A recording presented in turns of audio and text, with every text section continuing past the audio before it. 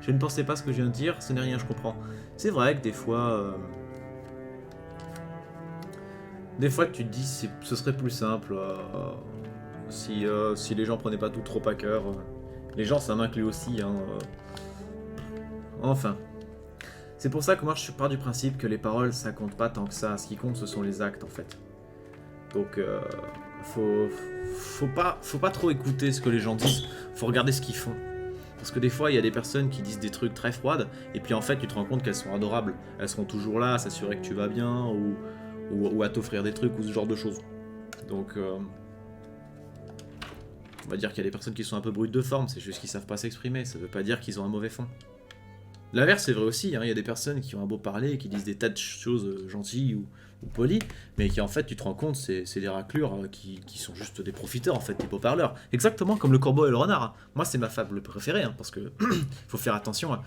On pense souvent à être le renard qui se dit ouais je suis malin et tout, mais en vrai la plupart d'entre nous sont des corbeaux, hein, moi y compris. Ce que je veux dire c'est qu'il faut faire attention, faut se méfier. Quand quelqu'un te fait un compliment, c'est pas toujours gratuit. Et même si c'est ton patron qui te fait un compliment, c'est sa façon de doucement mais sûrement t'inviter à reproduire tes exploits, voire à travailler plus, ou alors ça justifie le fait qu'il t'engueule derrière si tu travailles moins bien. Donc il faut se méfier, et puis un compliment, ça vaut jamais une augmentation de toute façon. Donc voilà, faut se méfier des compliments, des fois c'est juste pour obtenir quelque chose de ta part, comme des fois c'est pour te demander de faire quelque chose. Alors bon, évidemment ça c'est aussi une forme de politesse, hein. C'est mieux de faire un compliment avant de demander quelque chose. Il n'empêche que quand c'est le but premier de certaines personnes, c'est qu'ils ont bien compris comment les choses marchaient, et ils en profitent. Et on vit vraiment dans un monde où il vaut mieux savoir parler que de savoir compter, en fait, et de savoir réfléchir.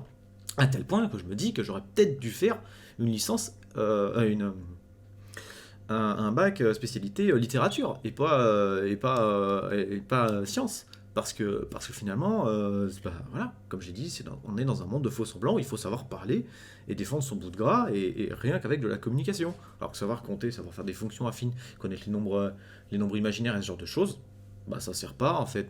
Alors ça sert à développer l'esprit critique, l'esprit d'analyse et ce genre de choses, mais il n'empêche que du coup, tu es plus intelligent, et tu as un peu les outils pour comprendre que tu te fais niquer de partout, c'est sûr.